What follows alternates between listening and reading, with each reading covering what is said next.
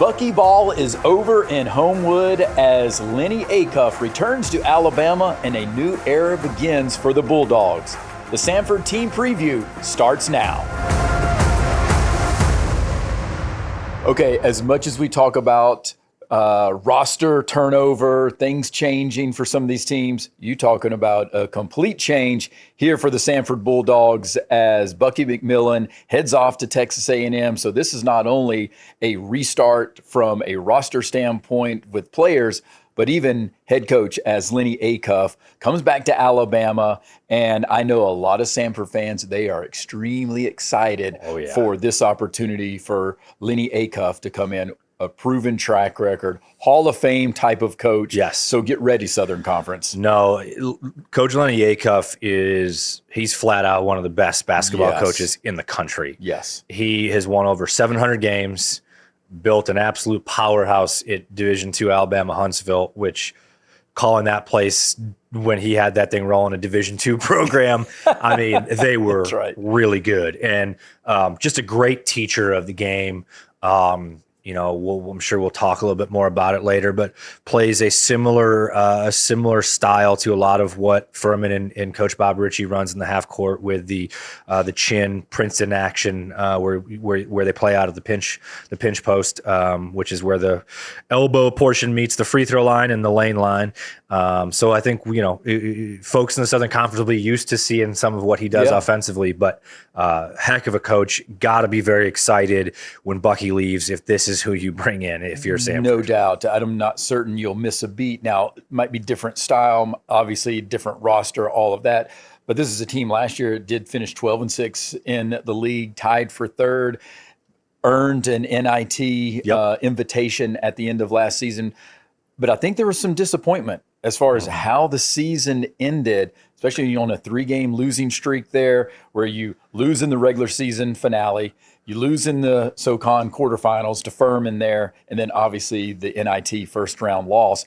It's almost like a sour end to all of the excitement that was there for so many years with Bucky Ball. Yeah, it's a really interesting point because it did seem like I saw them play Furman in Asheville, and I can't point to anything, so I'm not going to speculate too much, but something looked off. They just did not look like the Samford of even earlier in that year, offensively or defensively. Yeah, no, I agree on both sides of that. They didn't have the same zip, the same intensity on both sides of the floor that you're talking about, especially on the offensive side. Because again, you look at it from a profile standpoint, a unique profile, round 115 in the Ken Palm last year, but a hyper fast offense. We know that with Bucky Ball. 5th in the country in points per game at almost 83 points per game and 24th in tempo. So again, ultra fast type of offense. Yeah, and that was a staple of head coach Bucky McMillan. You knew you were going to have to get into a track meet if you were playing against them, and you were going to have to speed up and play fast. And he was going to get after you almost full court at certain times. And they certainly had some talent last year. But I will say, seeing them play live a couple times, it seemed at moments as though the pieces didn't necessarily fit exactly how maybe they thought they were going to coming into last year, because I thought at times they did look a little bit offense at times seemed oddly hard, for lack of a better term, for a Bucky McMillan offensive scheme. And typically we don't see that. No. It usually comes easy, or at least our perception of is that it comes easy because it looks that way, especially on the TV screen. And I should change my wording for it because this is the word I was looking for. It looked laborious at times. Hard's not necessarily the right word, but it looked a little bit more laborious than it usually was. And frankly, that's really the big thing I saw late in the season, and especially against Furman. And credit to Furman defensively. Oh, of course, yes. You have to give the other team some credit at times, too. Certainly. And for whatever reason, it seemed like Furman, they would get up for a Samford game, regardless of it's in the tournament, regular season. it didn't matter. You could go out on the playground, Furman and Samford, that seemed to be one of those games that each school would circle, even though I know you could say, oh, there's other rivals in the Southern Conference that one particular school has versus the others. But over the past 5 years, it seems like Bucky and Bob have been going at each other. But now this is a completely different team. As we mentioned, Bucky McMillan's gone, and this is just what we see in terms of the domino effects that I don't think anybody really saw this forthcoming, because who thought that Buzz Williams was going to leave Texas A&M and go to Maryland? I didn't see that coming. Now, maybe some of the insiders in college basketball were, that have, their ear to the floor, so to speak. They understood maybe that possibility. But it's a great opportunity for Bucky McMillan. But now also, I think it's a great opportunity for Lennie Acuff. Yeah. Because I think there's also, I would imagine that Lennie Acuff was probably sitting there thinking, after Lipscomb's run that they had to the NCAA tournament, that, hey, you know what? I'm happy here. Maybe this might be the place that I'll retire after all of the success that he's had in the state of Alabama. But why not just be able to plant your flagpole there at Lipscomb? And I think this was an opportunity where Martin Newton, the Samford AD, was like, well, hey, why not? Let me ask Lennie. Now that we have an opening, it can't hurt to ask. No, and I mentioned it first thing, but I mean, could you have gotten a better hire to replace Bucky McMillan at Samford? I mean, how many coaches in the Southern Conference were like, what? Wait a second. No, give it to some up and coming guy we don't know anything about. Yeah. We know this known commodity here. Yeah. And one thing I will say that's interesting was the Bucky move to Texas A&M from the perspective of they were still good and they still won a lot of basketball games. But in the last 3 years, this was probably I don't want to say worst, because they weren't, but this was an interesting time for him to make a jump based on the success of this past year's team as compared to the previous 2 years, one of which they go to the NCAA tournament and come so close to beating Kansas. They had Kansas first round. I still think that was a questionable call at the end there with the goaltending. I think there's something to be said that Samford should have won that game. It was a tough call. There is no doubt about that. And then the year prior, obviously they tie Furman and for the league championship. Now Furman beat them twice in the regular season, but technically speaking, they share the title. So it was interesting timing, I think, for me to see Bucky move on. But you don't get those opportunities very often to step into a program like Texas A&M, and so best of luck to him there. Right. And man, Samford filled his shoes with somebody that is very, very capable of winning a lot of ball games. No doubt. All right. You mentioned the tie there in that season. You were on the staff at Furman. So do you say that we tied? Heck no. Oh, hell no. No. Right? No. Yes. Look, all due respect. That was a first place finish. All due respect. That was a good basketball team that Yes. Samford had. We beat them at home, and then we beat them pretty handily. Oh, yes. The season finale. In the season finale in Birmingham. Yes. So I get that they had to, and technically by the letter of the law, by the Southern Conference, they could say that they were Southern Conference regular season champions. And I get they had to say that to recruits. But no, I don't.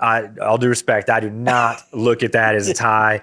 The better team won when we both played. Okay. All right. Hey, guys, now, this is the Samford team preview, so I'm not taking I only asked a question, so Darren's comments, his opinions, do not reflect my opinion, Certainly, right? certainly. So just keep that in mind. But no, to your point, I mean, that was a really good Samford team. Yes. A very good Samford team. I mean, a Furman team also. So, again, this is what we talk about just in terms of, I mean, some of these teams in the Southern Conference are 1A, 1B. That's just the reality of it. So we make fun of that, but that was a very good Samford team.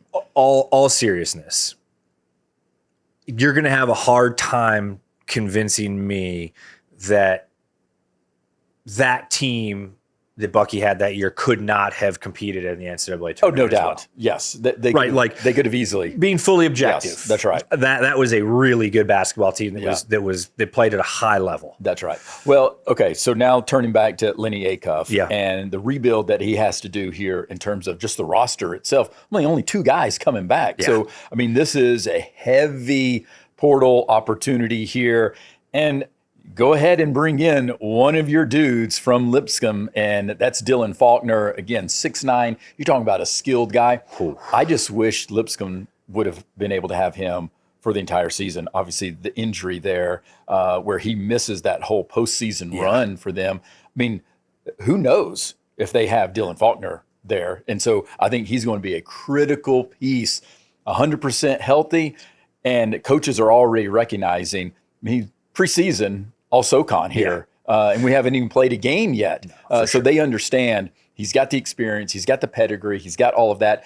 And then he knows Lennie Acuff's system. Yes. They've been together. So again, I think this is a big opportunity for us to see what Dylan Faulkner can be. No, I completely agree with everything you said. I mean, you've got a guy, and let's not sleep on the institutional knowledge, because that system, there are a lot of intricacies to the way that they are going to play. Yeah. In having that knowledge of playing for Coach Acuff previously, that's a key piece to this.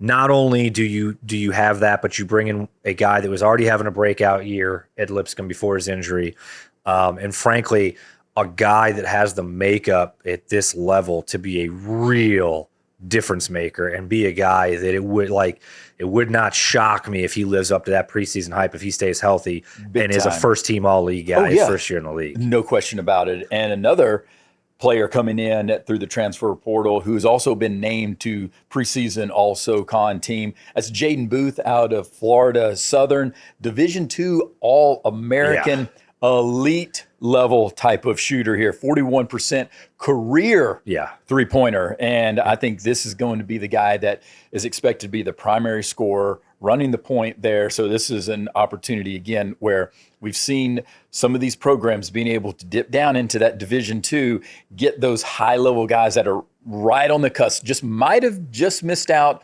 during their high school recruiting or whatever, but they could have easily made it to Division I, and especially a mid-major program. And what a great get for Lennie Acuff here. Oh yeah, I think he fits this system really, really well as a shot maker. No doubt. Like he you mentioned, 21 points per game, just over that. Yeah, and to your point, a career 40% three-point shooter on good volume and 5 assists per game. Yeah. Watch out. Yeah. So I mean, I think this is the guy, and as we talk about all the time, being a perimeter-oriented league, this is the guy to me that steps in and is probably, if it probably needs to be your best player, or at a minimum your top scorer, your top facilitator that really gets everything going and is kind of the the head of your locomotive. Yeah, and there's so many times that we see that when you have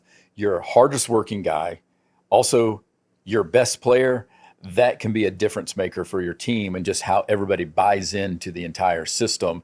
And what I've seen is that this guy is also a hard worker. And again, I think we're going to have an opportunity of seeing some high level impact players pretty quickly for Samford. Obviously, what we just talked about, but even Keaton Norris from Wright State, another experienced point guard. So can he be that guy that can also be a facilitator? Again, a shooter, also 44% from beyond the arc last year. So a guy who can fill it up. Maybe not the same volume as Booth, but again, can he be that safety valve at time? Yeah, and he'll bring a certain level of toughness. Yes. If anyone remembers, his brother, Caden Norris, was a really, really good point guard at Loyola when they had some of their deeper runs, and had a really good career there. And he's a guy that, he doesn't necessarily, to your point, I don't necessarily think he's going to be an all-league type player, but I think he's going to be a really integral piece in that backcourt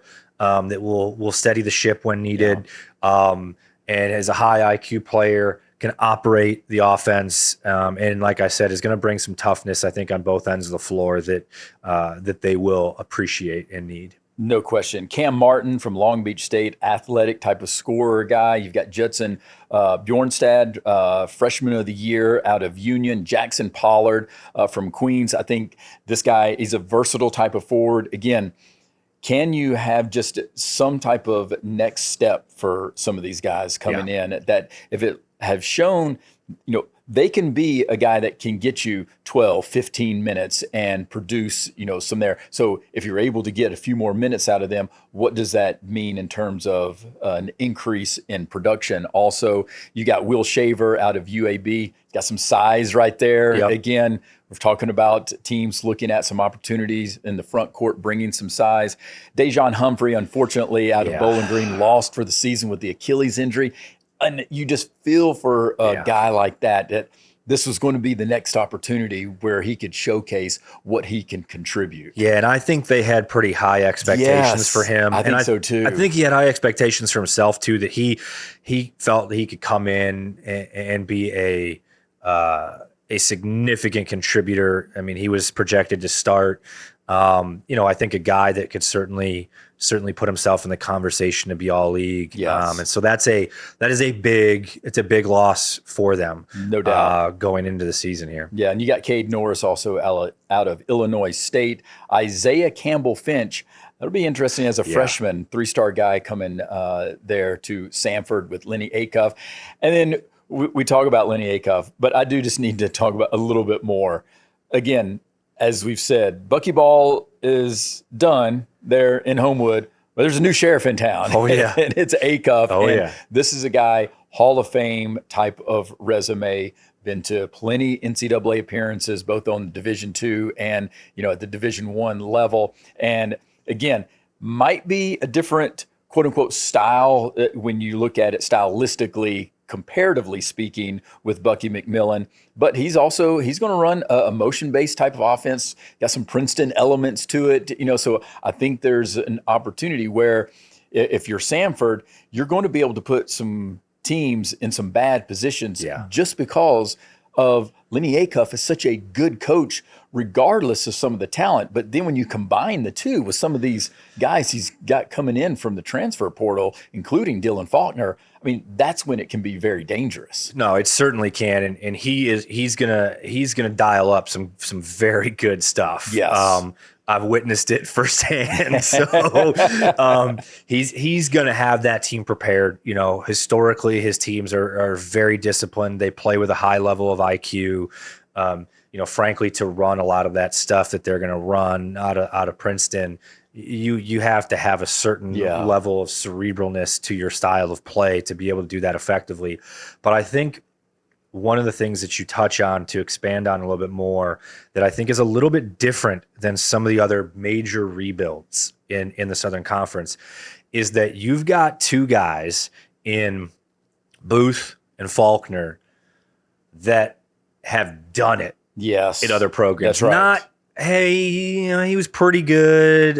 We think he's probably going to be able to take the next step here. Both those guys have done it. Now, I know Faulkner's sample size is limited, but you've got two guys that I think you can walk into any gym and feel pretty confident that those guys' games are going to translate. And you mentioned Isaiah Campbell Finch. Yeah. He's out of Tampa Catholic. Very, very good high school down in Tampa. Mm-hmm. Historically good men's basketball or boys basketball program. I'm familiar with his game. He is a tough scorer, especially with the injury that they just had. Yes. Could he find some minutes? I think he's going to find some minutes, and I do get a little bit hesitant with his size. I mean, I do think he's under 6 feet, so that that can play a role. But I think he's going to find some minutes, and I'm curious to see when it clicks for him, if it does, and what sort of contribution he makes this year. Yeah, that's right. And it might be a contrast, again, to Bucky McMillan's style, with the slower tempo and all of that. But I think the trade-off is that you're going to get such a high efficient offense. That's what we typically see from Lennie Acuff, 100%. his teams. And again, does he have the pieces to be able to fit into his system? And again, based on what I'm seeing on paper, again, I know we've got a lot of basketball to be played out and so many factors that go into it, but you can't tell me that the Samford fans should be excited about the potential of what this team can be. And I'm not certain we'll see this is not going to be like a drop off just because you have a new coach coming into your program and a rebuild in terms of, obviously the roster itself. And so when I'm looking at this again, can the players mesh together? And it's a recurring theme for so many of these teams, just based on the nature of college basketball right now. But can you basically rebuild this team almost from scratch and be able to pull these guys together? But when I look at it, if there's a guy that I would trust, isn't it Lennie Acuff in terms of being able to utilize a system, a template, and find the guys that fit into that template? I'll say this, and this is not to make it sound like it's easy to reboot, rebuild, however you want to phrase it, because it's not. But I just don't feel like there's going to be much of a drop off here in year one. It's always a challenge year one because it's a new scenario. You do have a new team, etc. But I don't look at this as like hey, we're going to have to rebuild this program.